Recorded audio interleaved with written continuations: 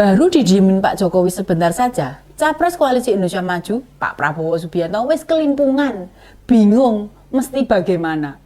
Kayaknya memang di jagat politik Indonesia tidak sedikit elit partai tidak punya gambaran, tidak punya bayangan, apalagi imajinasi di masa depan dia harus ngapain. Ini dia, info terkini Widya. Prabowo Subianto, bakal calon presiden sekaligus Ketua Umum Partai Gerindra, mengunggah momen pertemuannya dengan Ketua Umum Partai Golkar Erlangga Hartarto. Erlangga Hartarto dan Prabowo merupakan rekan satu koalisi dalam wadah Koalisi Indonesia Maju atau KIM. Erlangga yang sebelumnya mengatakan akan ada satu partai lagi akan bergabung mendukung bakal calon presiden Prabowo Subianto.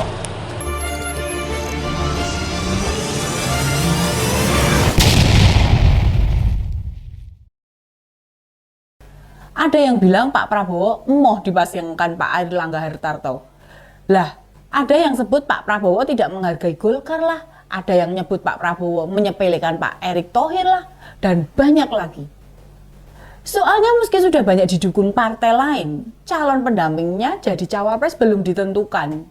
Akhir pekan lalu, rombongan Demokrat menyambangi tempat tinggalnya di Hambalang. Tentu bertambahnya satu partai di Koalisi Indonesia Maju, kesannya makin kuat. Tapi, tahukah teman-teman, ini justru makin merumitkan menentukan siapa cawapresnya Pak Prabowo kelak. Soalnya kan tiap partai punya kepentingan sendiri-sendiri, yang tidak selalu sejalan dengan kepentingan Gerindra, juga kepentingannya Pak Prabowo sendiri. Bergabungnya Demokrat, makin menyeret-nyeret kepentingan baru di Koalisi Indonesia Maju tentunya. Di sana kan ada Pak SBY. Presiden ke-6 Indonesia. Begitu Pak Prabowo memilih cawapres yang tidak disukai Demokrat, bakal menimbulkan polemik baru. Memang Demokrat tidak menyodorkan AHY jadi cawapres, tapi kan mereka yuk merasa berhak memberi masukan. Kendala Prabowo menghadapi Demokrat yakni Pak SBY itu seniornya di TNI, dan kedua, dia mantan presiden. Ketiga, juga pernah jadi ketua umumnya Demokrat.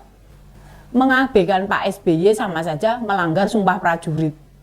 Tapi kalau mendengarkan SBY, selama ini kebijakan Demokrat sendiri sering blunder, merugikan mereka. Model begini ini yang namanya dilema. Kalau teman-teman lihat bahasa di Warkop DKI, judulnya maju kena, mundur ya kena. Sebelum Pak Prabowo sempat mengunggah foto makan malam bareng Ketua Umum Golkar, Pak Erlangga Hartarto. Pertemuan makan malam itu terjadi setelah pertemuan Pak Prabowo dengan kader Golkar, Ridwan Kamil. Tidakkah ini merupakan sebuah keanehan? Mosok Ketua Umum partai dan salah satu kader mereka bisa bertamu terpisah? Apa makna semua ini? Bisa jadi Gerindra mengirim sinyal pengen memasangkan dengan Kang Emil ini. Tapi Ketua Umum Golkar ya nggak terima. Terjadilah peristiwa makan malam Pak Prabowo sama Pak Erlangga. Kenapa hanya Pak Erlangga? Kemana Ketua Umum partai yang lainnya? Kan ada Pak Sulhas, kan ada Pak Sulhas ini sebagai Ketua PAN, juga anggota koalisi. Lalu ada Pak Anies Mata, Presiden Partai Gelora. Ada Bang Rido dari Sabana, Ketua Umum Partai Garuda, juga Mas Rido Rahmadi, Ketua Umum Partai Umat. Wah iyo, kelewatan. Pak Yusril kan dari Partai Persatuan Bulan Bintang ya. Persatuan Bulan Bintang kok nggak ikut diajak juga. Total koalisi partai ini kan ada 7 partai di Koalisi Indonesia Maju ini. Di foto itu hanya ada 2 orang dari partai. Lah yang lain ini kemana? Apa nggak diundang? Yang namanya koalisi, nek ono rembukan kan yo diajak kabeh, diajak berunding. Bila hanya ada 2 saja, yang lain ditinggal, berarti yang lain nggak penting. Sek liyane cuman pendukung yang tidak dianggap, kekasih yang tidak dianggap, kata Pinkan Mambo. Liyane mau genep-genep. Hati-hati loh, sekarang kan ketambahan Demokrat yang baru ditelikung Nasdem, yang baru sakit hati. Perkara ditinggal-tinggal begitu, Mas AHY ki sensi banget loh. Ada yang bilang foto makan malam kedua pimpinan partai itu menguburkan harapan mantan Gubernur Jabar akan jadi cawapres.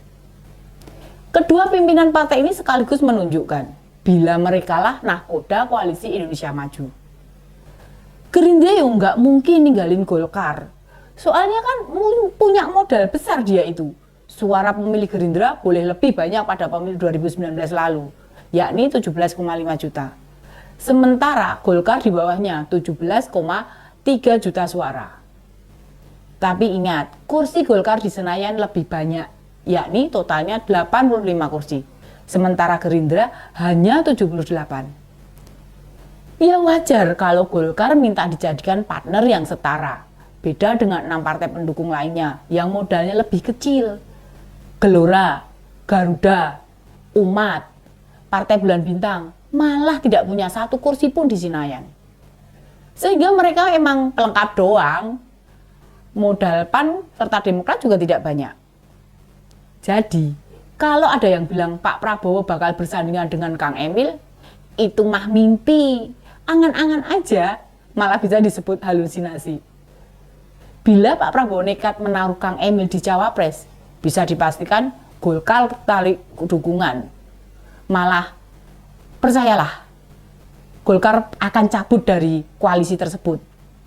Di sisi lain, kayaknya Kang Emil juga nggak akan mau.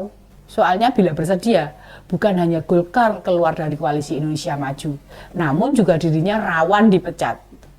Belum lagi, PAN maupun Demokrat akan melihat ngapain dukung pasangan Prabowo RK jika Golkar nggak ikut dukung. Akibatnya, tinggal Gerindra dengan 4 parpol lain tanpa kursi di Senayan, membuat mereka tidak bisa ikut kontestasi di Pilpres tahun depan. Makanya, jika sampai sekarang Pak Prabowo belum menentukan siapa pendampingnya, itu bukan karena bingung tidak ada yang mau, bukan pusing karena banyak yang mau, bukan pula dilema karena tiap orang yang diinginkan dia. Ada sisi kurang untuk mempertahankan parpol koalisi. Maunya Pak Prabowo ada kode-kode dari Pak Jokowi. Bantu-bantu nunjuklah Pak Jokowi. Dia ngikut aja maunya. Nunjuk Mas Gibran juga sudah dilarang bapaknya. Belum cukup umur. Dan butuh proses belajar politik lebih luas lagi. Karirnya masih panjang. Bisa jadi bila yang dipinang Mas Gibran, partai pendukung masih bertahan, nggak bakal narik dukungan. Istilahnya pemersatu partai. Sejatinya keinginan Pak Prabowo itu cawapresnya Pak Ganjar. Yo, jelas sebagai pungguk merindukan bulan. PDI Perjuangan kan parpol pemenang pemilu, mosok diatur-atur sama partai di bawahnya. Kan ya nggak mungkin. Dalam hitungan-hitungan nalar, Pak Prabowo itu sejatinya geleme dadi cawapresnya Pak Ganjar. Tantangan terbesarnya gimana cara menjelaskan itu ke petinggi Gerindra serta simpatisan mereka. Lawong jadi menterinya Pak Jokowi saja banyak yang nggak setuju dan banyak yang kecewa. Terutama itu gerombolan 212. Sekarang kabarnya kan tidak mau mendukung lagi.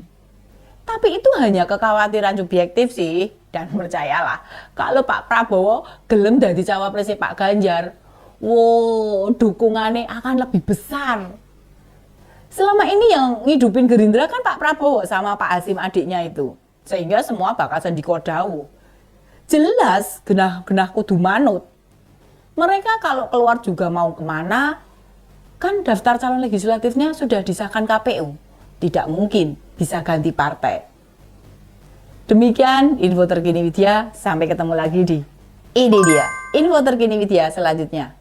Salam cerdas. Ini dia info terkini Widya